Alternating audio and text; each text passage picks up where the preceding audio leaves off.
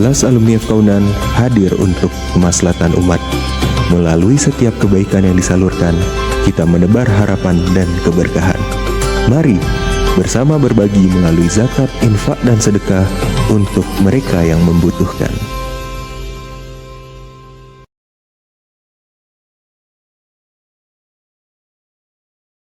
Selamat datang kembali di podcast Ramadan kita pada kali ini bersama Lembaga Amil Zakat Alumni FK Unan.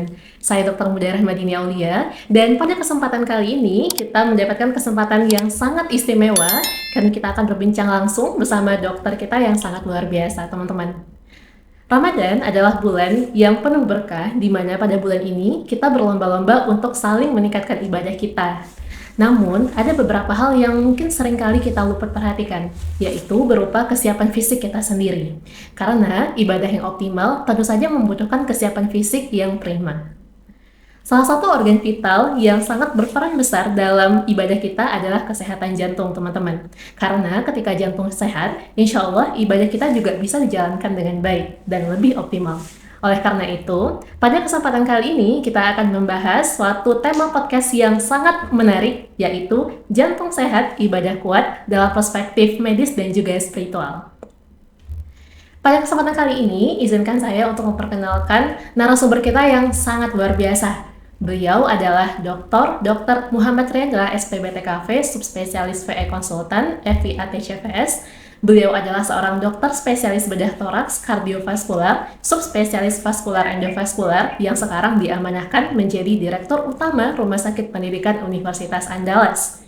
Selain kiprah beliau dunia medis, beliau juga merupakan Ketua Lembaga Amil Zakat Alumni FK Unan, teman-teman. Sebuah kehormatan bagi kita semua bisa mendengarkan perspektif beliau pada kesempatan kali ini, bukan hanya sebagai seorang dokter spesialis, tetapi juga sebagai pimpinan lembaga zakat yang aktif dalam kegiatan sosial dan juga kemanusiaan. Assalamualaikum dokter, terima kasih banyak dok sudah meluangkan waktunya untuk hadir bersama kita pada hari ini dok. Waalaikumsalam warahmatullahi wabarakatuh. Baik dok. Sudah diberi kesempatan. Bagaimana dok kabarnya hari ini? Alhamdulillah baik. Alhamdulillah baik ya dokter ya. Nah dok, kita hari ini akan membicarakan berbagai topik seputar dengan kesehatan jantung nih dok. Nah jadi banyak dok teman-teman kita di luar sana yang mungkin bertanya-tanya dok terkait dengan kesehatan jantung ini. Nah sebenarnya bagaimana hubungan antara kesehatan jantung ini dengan kualitas ibadah kita dok, terutama saat Ramadan ini? Sebenarnya sangat erat hubungannya ya, karena di dalam bulan Ramadan kita dituntut untuk meningkatkan aktivitas ibadah, otomatis tentu aktivitas fisik kita juga meningkat. Dan kita tahu bahwa tubuh kita ini mendapat nutrisi, mendapat oksigen itu berkat kerja dari jantung. Karena memang jantung itulah yang memompakan darah ke seluruh tubuh, gitu. Dari kaki sampai ke ubun-ubun kan. Nah, jadi sangat panjang jaringan pembuluh darah yang mengantarkan darah itu ke titik terjauh dari tubuh kita, dan itu semua berkat kerja jantung. Nah, makanya di bulan Ramadan ini peran jantung untuk bisa tetap menjaga tubuh kita kuat beraktivitas, kuat beribadah tentu sangat vital. Baik. Berarti sangat berkaitan ya dok ya. Yeah. Berarti bisa dibilang di sini bahwa ketika kita merawat jantung kita, itu berarti kita juga menjaga kualitas performa ibadah kita ya dok? Ya benar. Jadi ya secara langsung itu ada kaitannya. Ketika jantung kita sehat, ya performa aktivitas fisik kita juga bisa terjaga sehingga ibadah kan tetap terjaga. Baik dok. Kami melihat sekarang dok, kan kita sangat semangat ya dok ya, terutama di bulan Ramadan ini ketika kita beribadah dengan sangat ekstra. Namun kira-kira dok, dalam medis itu apakah ada tanda-tanda yang harus kita perhatikan bahwa mungkin dalam kondisi ini ketika jantung kita itu tidak dalam kondisi yang baik atau prima untuk beraktivitas ataupun beribadah dok? Ya. Jadi kalau kita kaitkan dengan fungsi jantung itu sendiri, tentu akan ada kaitannya ketika kita dalam beribadah ternyata cepat lelah, gitu ya, suka ngantuk. Nah, tentu ini menunjukkan bahwa suplai nutrisi kita, suplai oksigen kita tidak terpenuhi dengan baik. Nah, tentu ini menjadi satu warning buat kita. Kalau seandainya kenapa gitu?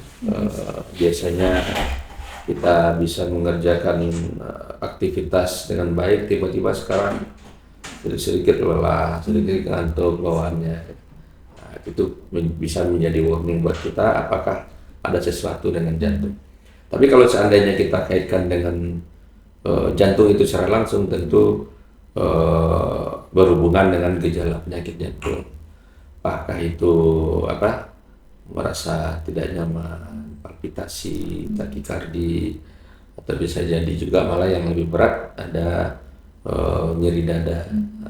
Itu mengarah pada angina pectoris ya, yang biasa dikaitkan dengan penyakit jantung koroner.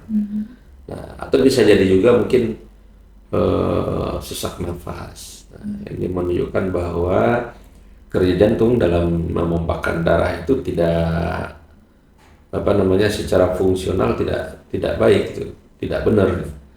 Nah, karena kalau kita sesak setiap kali beraktivitas kita sesak ya berarti flow alirannya itu ada gangguan pasti. Baik, berarti memang pasti ada penanda ya dok ya, Yeah. dari dalam diri kita sendiri yang harusnya bisa kita rasakan sendiri dan menjadi pengingat bagi kita ketika mungkin nih sekarang kondisi kita itu dalam yang kurang fit untuk beraktivitas atau Yeah. beribadah. Nah, sekarang dok kita mau berbicara terkait dengan hal yang lagi hype banget nih dok di kalangan Gen Z terutama dok, yaitu olahraga. Nah, sekarang kan trennya itu udah bergeser nih dok dari yang olahraganya itu sekarang orang udah banyak yang lari, kemudian banyak juga para teman-teman yang menyempatkan mungkin gym setelah tarawih gitu ya dok ya. Ya. Nah, jadi pertanyaannya ini dok adalah kapan kira-kira waktu terbaik dok bagi kita untuk berolahraga, terutama pas puasa nih dok? Ya, pada saat berpuasa kita tentu membutuhkan energi yang cukup, membutuhkan asupan cairan yang cukup, gitu ya. Itu kita perlu menjaga ritme. Nah, kalau kita biasa beraktivitas pagi dan siang hari, atau bahkan ada yang berlebihan, nah ini tentu tidak tepat kalau seandainya dilakukan di bulan Ramadan. Nah, makanya biasanya lebih dianjurkan ketika mau dekat-dekat berbuka, gitu ya. Nah, jadi 1,5 jam sebelum waktu berbuka, atau kalau mau yang lebih segarnya tentu setelah tarawih ya. Setelah tarawih, Nah, ya. karena kita kan sudah berbuka, sudah makan, jadi energinya cukup, nah sehingga risikonya lebih ringan. Tapi kalau kita lakukan pada siang hari ya tentu risiko kelelahan atau dehidrasi ya, karena cairan yang berkurang. Nah, tentu ini akan membuat fisik kita menjadi terganggu. Nah, makanya lebih dianjurkan sebelum berbuka atau setelah tarawih. Berarti memang olahraga ini adalah hal yang baik ya dok ya, selama Ya. kita bisa memilih kapan waktu terbaik untuk berolahraga. Dan kesimpulannya untuk waktu terbaik itu kira-kira 1 jam sebelum berbuka atau setelah tarawih ya dok ya, Ya. biar nanti memang kondisi kita masih terhidrasi dan juga kita bisa mengoptimalkan nutrisi kita juga. Begitu.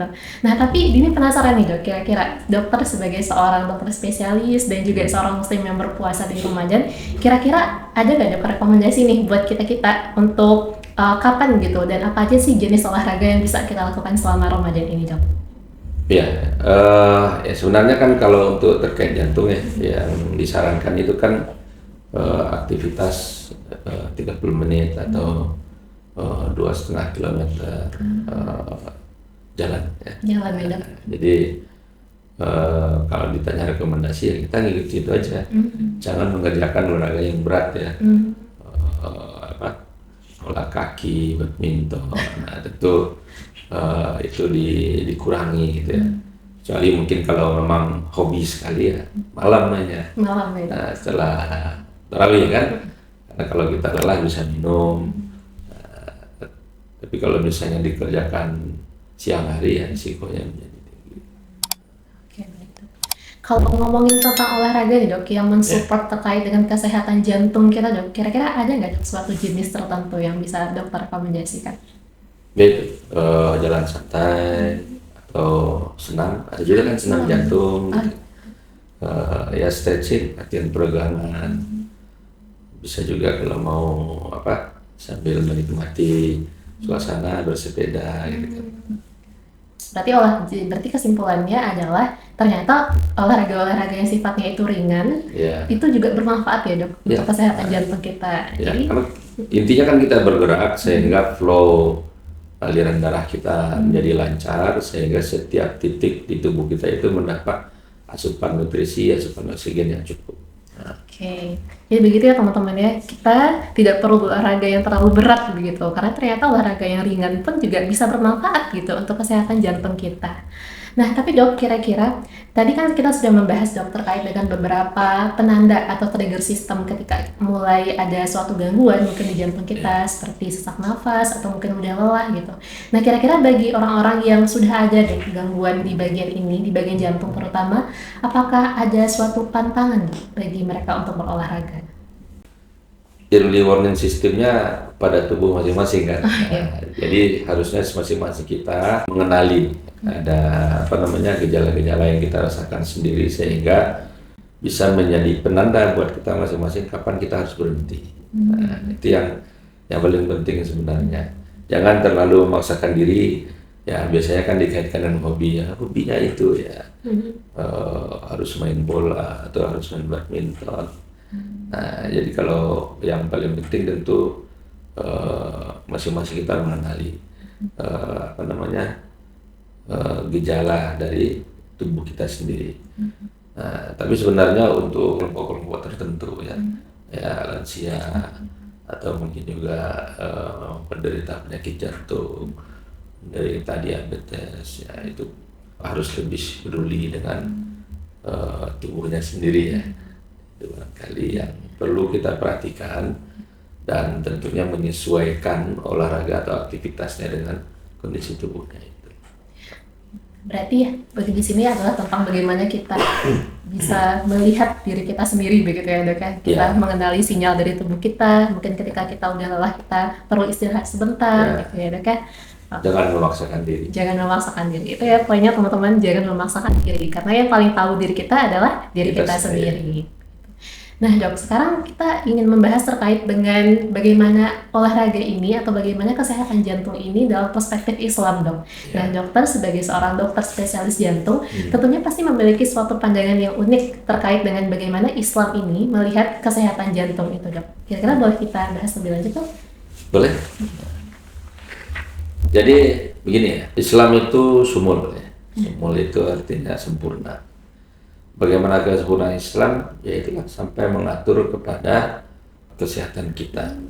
Kalau kita cari literaturnya, sebenarnya ada. Nabi mengatakan bahwa wa iza sholahat sholahal jasad kullu. Apabila segumpal daging itu sehat, maka seluruh jasad sehat. Wa iza fasadatul jasad kullu. Jadi kalau dia sakit, maka seluruh tubuh kita menjadi sakit. Ya, apa itu? Kolbun. Nah, persoalannya kan kebanyakan kita mengartikan kolbu itu hati. Tapi sebenarnya secara bahasa kalau kita cari itu artinya jantung. Jantung. Nah, makanya tadi kalau segumpal daging, jadi kalau jantung itu sehat, maka seluruh jasad kita akan sehat. Kalau dia sakit, maka seluruh jasad akan sakit. Nah, kembali kepada apa yang saya sampaikan di awal tadi, jantung itu kan fungsinya mengantarkan darah ke seluruh tubuh. Darah itu isinya nutrisi, ya, zat gizi kan, kemudian juga ada oksigen dan lain sebagainya yang dibutuhkan oleh tubuh kita. Maka kalau jantung ini sehat, dia akan mampu memompahkan darah itu ke seluruh tubuh dengan baik dan sempurna. Nah, sehingga seluruh organ kita, baik itu otak, kemudian paru itu sendiri, bahkan jantung itu sendiri, itu akan sehat. Nah, jadi sebenarnya Nabi itu dari awal sudah mengingatkan, jaga kesehatan jantung. supaya seluruh tubuh kita sehat.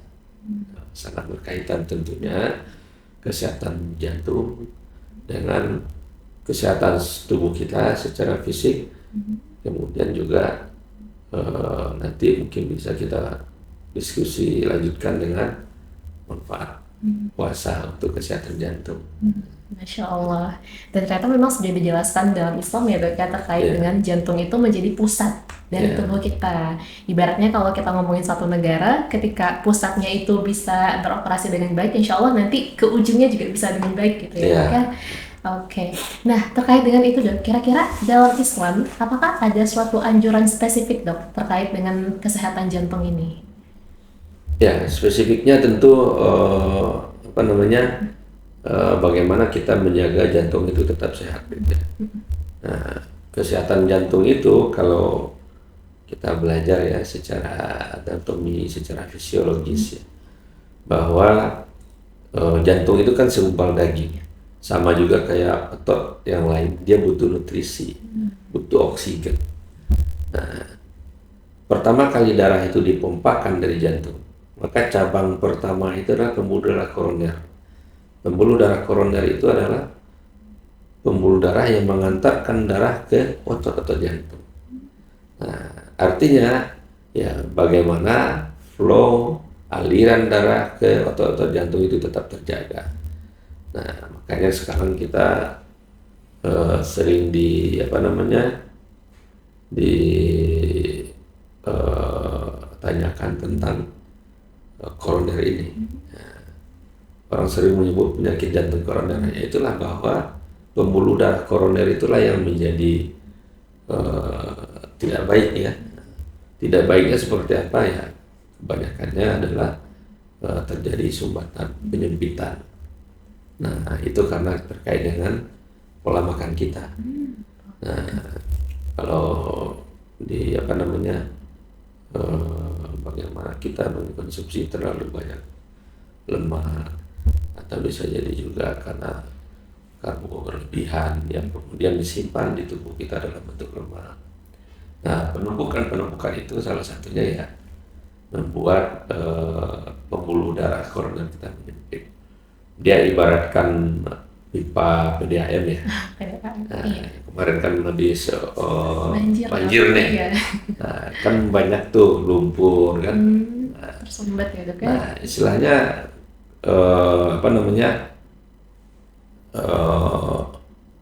zat-zat itu menempel di dinding pembuluh darah, jadi menempel di dinding pipa kan gitu. Nah, sehingga pipa PDAM-nya jadi menyempit. Nah, secara logikanya seperti itu. Analoginya bisa seperti itu barangkali. Jadi koronernya akan makin menyempit. Kalau salurannya menyempit, otomatis volume atau flow darahnya yang dihantarkan akan jadi berkurang. Nah, otomatis ya kecukupan dari nutrisi dan oksigen yang dihantarkan ke otot jantung akan berkurang. Nah, itu ditandai biasanya nyeri iskemik gitu. Angina pectoris, nyeri dada, karena memang oksigen yang kurang sampai ke otot jantung. Nah, kalau seandainya kita pada saat itu beraktivitas berlebihan, maka beban kerja jantungnya akan meningkat. Dia seharusnya butuh oksigen yang lebih, butuh nutrisi yang lebih. Tapi karena salurannya sempit, ya dia makin haus ya. Nah, kondisi nutrisi yang kurang, kemudian oksigen yang kurang itu membuat kerusakan pada otot jantung itu sendiri. Nah, pada kondisi lebih jauh, iskemik itu akan berlanjut pada infark. Jadi otot jantungnya itu jadi mati. Nah, kalau otot jantungnya sudah mati, ya tentu kemampuan jantung memumpahkan darah itu akan berkurang. Itu barangkali mata rantainya seperti itu. Oke, baik dok. Kemudian berkaitan dengan ibadah nih dok yang kita lakukan selama bulan Ramadan ini, seperti berpuasa, juga malamnya kita tarawih ya dok ya. Nah, kira-kira apakah ibadah-ibadah selama Ramadan ini itu ada kaitannya dok dengan menjaga kesehatan jantung kita? Ya, dengan demikian kan otomatis sangat berkaitannya. ketika berpuasa kita tidak makan, tidak minum, itu akan mengurangi asupan karbo, lemak dan sebagainya. Karena biasanya makanan itu akan dicerna dalam 4-6 jam gitu kan. Kemudian ya setelah zuhur itu kita biasanya tubuh itu akan mengambil dari cadangan, dari cadangan lemak tubuh barangkali itu yang dirubah menjadi jadi nutrisi atau jadi karbohidrat. Nah sehingga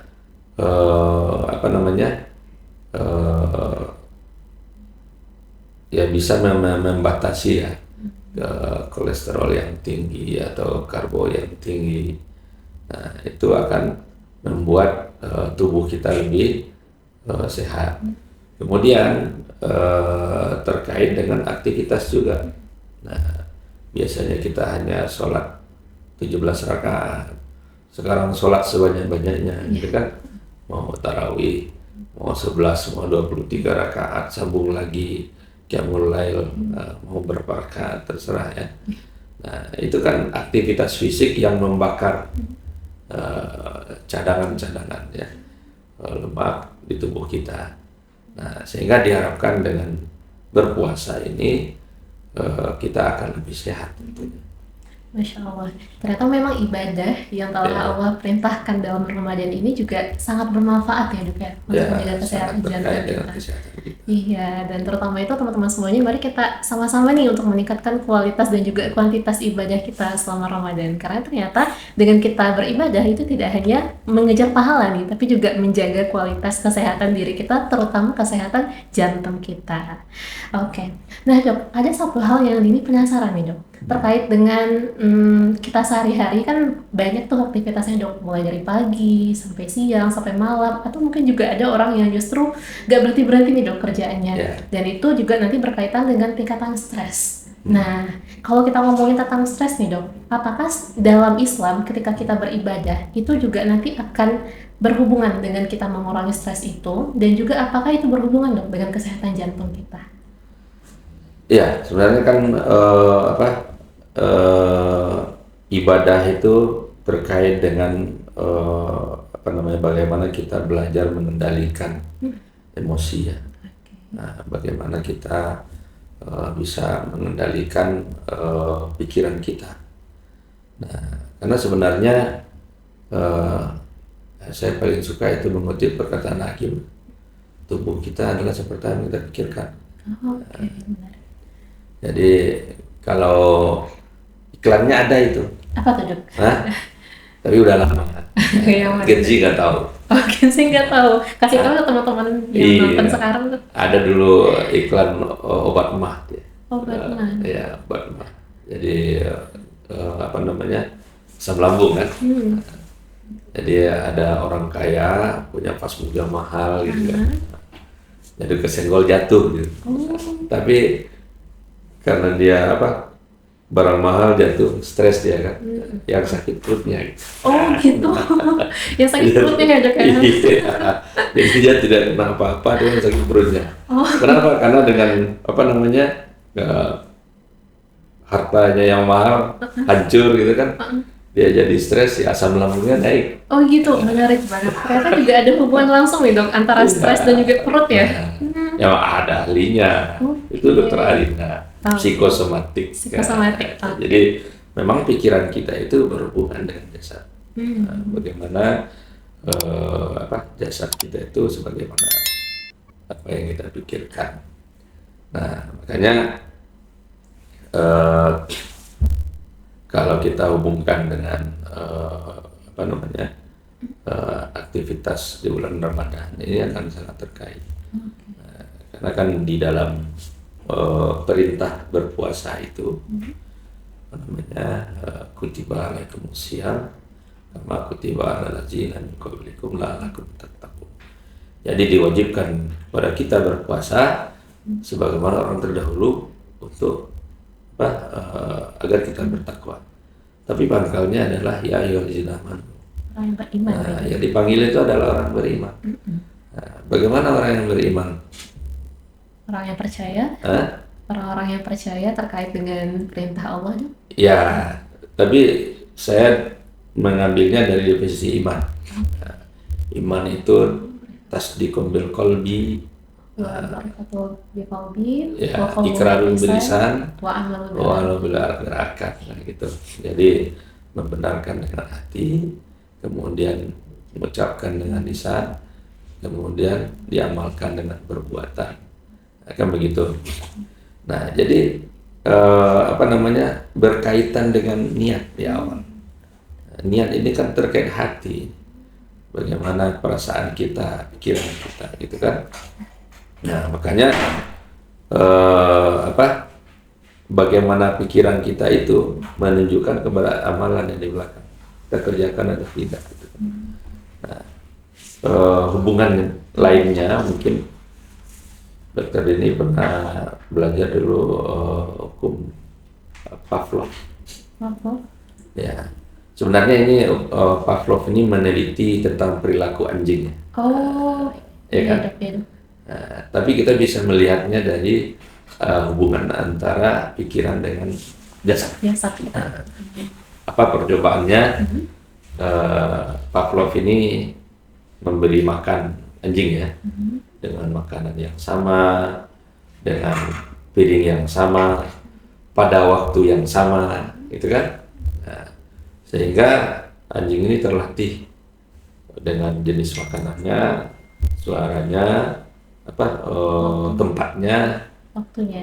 waktunya. Nah, jadi ketika apa namanya,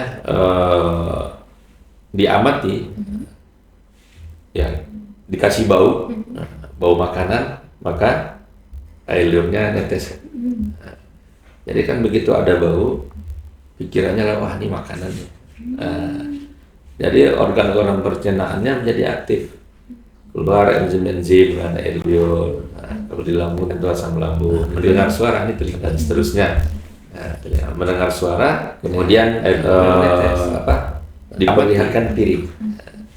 Ya, dikasih bau, bau makanan, maka ini tempat air liurnya netes, ya makan, gitu kan. Air liur kan begitu ada bau, kan gitu, pikirannya lah, wah ini makanan, jadi aktif lagi. Jadi organ-organ pencernaannya menjadi aktif. Nah, kemudian enzim-enzim, air liur, dipukul piring, kan.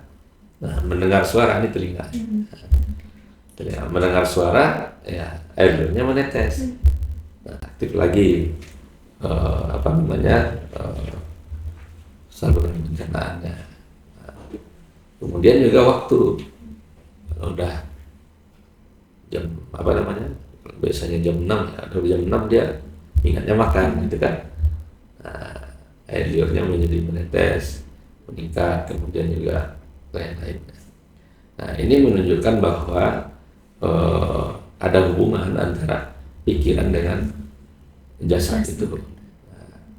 Nah, persoalannya adalah kita kembali ke tadi, kenapa orang beriman? Karena orang berimanlah yang mampu mengendalikan pikirannya. Balik kepada niat tadi. Ketika dia berpuasa, di mana secara sadar bahwa berpuasa itu kita wajib menjaga semuanya, gitu kan? Bukan hanya mata, telinga, hidung, tapi juga pikiran kita.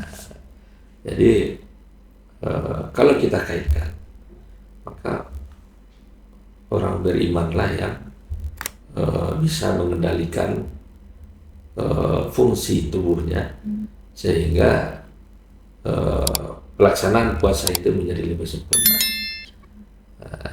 Akibatnya akan didapat sumu tasihu, berpuasalah maka kamu akan sehat.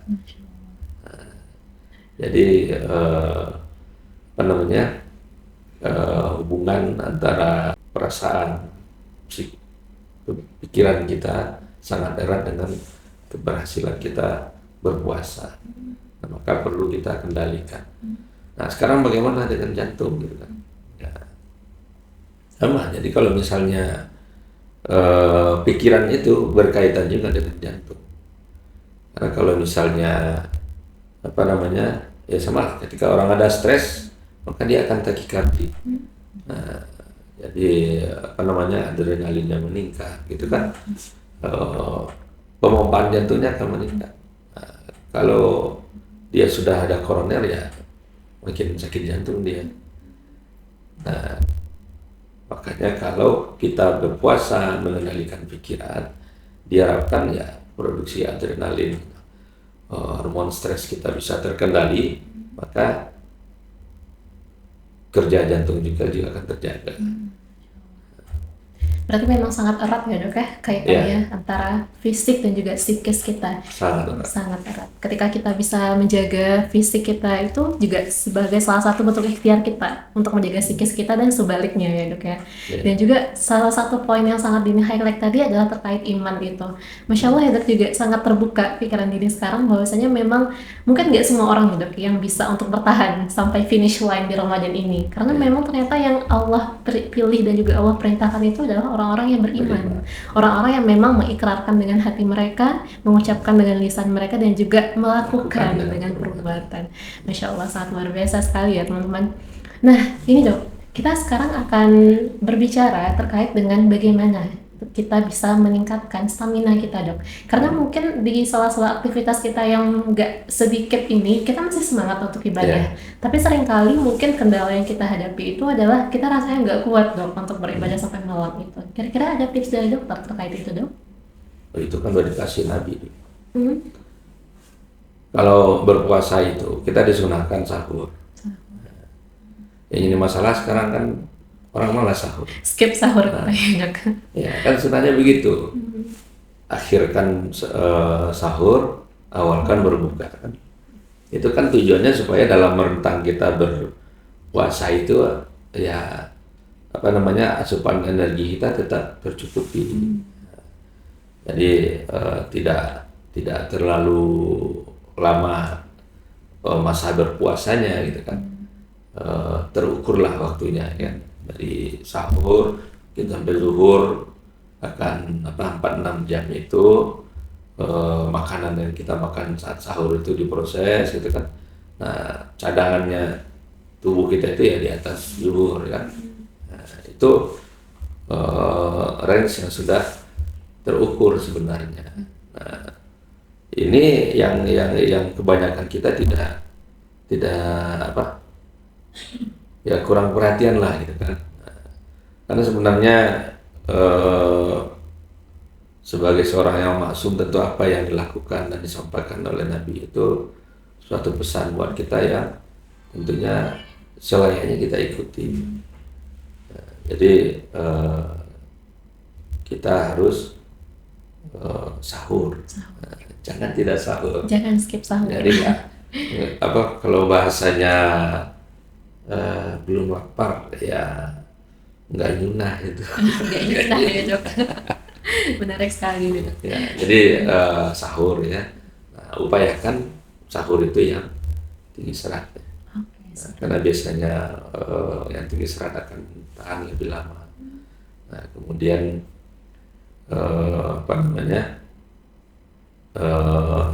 hindari kadar gula yang berlebihan.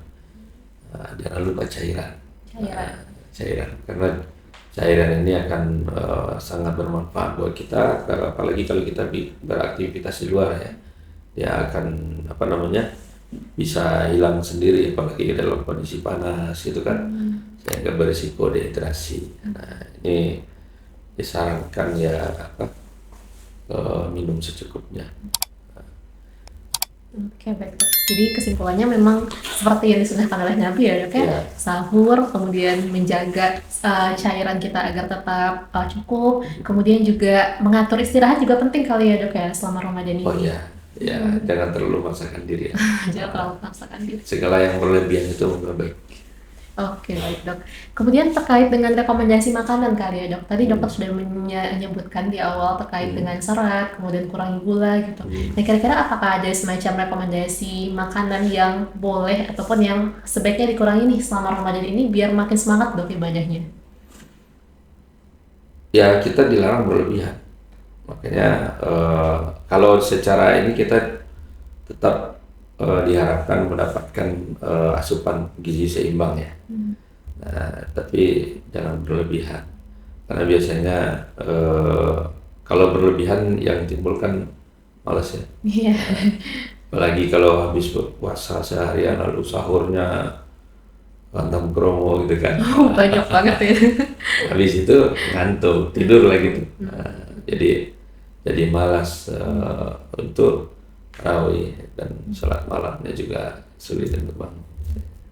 Berarti memang sangat penting ya dok untuk mengatur Iya. keseimbangan ya. Ya, Tidak hanya kita berbicara tentang kuantitas, tidak hanya berbicara tentang kualitas, tapi juga Iya. tentang menyeimbangkan Iya. antara masing-masing nutrisi-nutrisi. makanya juga dulu kan 4 sehat 5 sempurna. Oh iya, Sekarang nggak lagi. Sekarang nggak ada Gizi lagi. seimbang bahasanya. gizi seimbang. Oke, seperti itu ya teman-teman. Jadi memang sangat penting bagi kita untuk memperhatikan hal-hal kecil nih, seperti misalnya sahur gitu. Mungkin bagi para Gen Z nih yang usia dini gitu dok, kan kalau misalnya pagi itu ada nggak usah lah sahur, males gitu. Nanti kan bisa kuat kok gak pakai sahur gitu. Tapi ternyata teman-teman dalam Islam dan juga dalam medis pun dijelaskan kalau sahur itu sangat penting bagi kita. Ibaratnya seperti bahan bakar kita ya dok ya. Kita mau berperang dan kita butuh alat, kita butuh senjata untuk berperang seharian gitu. Dan juga terkait bagaimana kita menjaga asupan cairan kita, bagaimana kita menjaga istirahat kita, dan juga kebutuhan-kebutuhan nutrisi kita selama kita berpuasa. Nah, satu lagi nih dok, terkait dengan mungkin para orang-orang yang mungkin memiliki sedikit kendala terkait dengan kesehatannya, misalnya seperti orang-orang yang sudah memiliki kesehatan jantungnya kurang baik, atau mungkin pasien-pasien yang memiliki penyakit kronis seperti diabetes, hipertensi, begitu. Apakah ada semacam perhatian khusus dok bagi kelompok-kelompok ini selama bulan Ramadan ini? Ya, jadi bagi yang memiliki penyakit kronis ya, diabetes, ya tentu harus rutin kontrol ya. Nah, tetap kontrol berarti ya dok? Ya, jadi harus terkendali gula darahnya. Nah, jangan sampai gula darahnya tidak terkendali. Terlalu tinggi tidak baik, terlalu rendah juga tidak baik. Nah, jadi ya secara reguler teratur tetap diperiksa kadar gula darahnya. Kemudian kalau untuk yang sakit jantung atau lansia, ya dibatasi aktivitas yang berat ya. Ya perhatianlah dengan EWS tubuhnya gitu kan. Jangan sampai tubuhnya kalau udah capek dia masih memaksakan diri. Nah ini tentu harus jadi perhatian. Kalau perlu tarawih pun jangan memaksakan untuk normal ya. Boleh kok sholat duduk gitu ya. Karena memang dalam Islam itu juga ada ruqyah ya dok ya, Ya. keringanan gitu. Gak selamanya hal-hal yang itu harus kita paksakan karena kita lagi semangat banget nih. Beberapa ulama malah kalau kita tidak mengambil rukhsah itu dianggap sombong gitu. Ternyata jadi begitu. ada pendapat juga mengatakan begitu. Jadi kalau ada Allah kasih keringanan ketika kita memenuhi syarat untuk mendapat rukhsah itu ya lakukan ya. Jangan tidak dilakukan. Itu seperti bonus bagi kita Ya. gitu ya dok ya. Privilege kalau Gen Z bilang sekarang gitu terkait dengan ruqyah itu. Oke nih dok, nah kita nggak terasa nih dok udah mau ke sesi akhir aja. Nah kira-kira dok dari semua hal yang kita bahas tadi, apakah ada satu hal yang pengen banget dokter sampaikan untuk para teman-teman pendengar kita ini terkait dengan bagaimana menjaga kesehatan jantung kita dan juga ibadah selama Ramadan ini dok?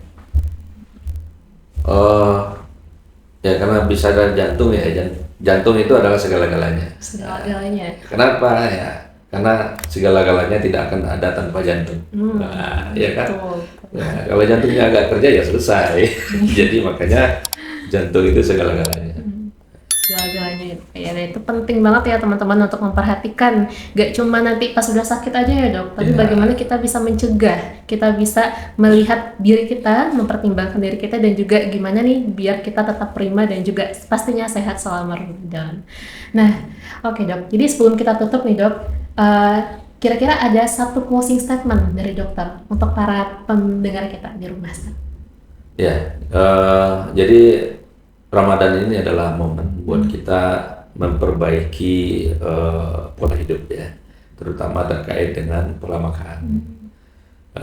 Tentu mari kita manfaatkan momen Ramadan ini untuk memperbaiki diri. Mudah-mudahan setelah itu kita akan menjadi lebih sehat, lebih energik, dan lebih produktif. Amin, amin ya rabbal alamin. Nah, terima kasih banyak sebesar-besarnya Ya. Dok kepada dokter atas ilmu yang sangat Masya Allah luar biasa sekali. Dini pribadi pun juga dapat banyak insight nih hari ini Dok dari percakapan kita. Alhamdulillah. Nah, untuk para pendengar setia kami, terima kasih banyak sudah menyimak podcast Ramadan kita yang versi kedua ini. Dan jangan lupa share ke teman-teman dan juga keluarganya bagaimana kita untuk bisa meningkatkan kesehatan jantung kita, terutama selama bulan Ramadan. Dan sampai jumpa di episode selanjutnya. Wassalamualaikum warahmatullahi wabarakatuh. Waalaikumsalam.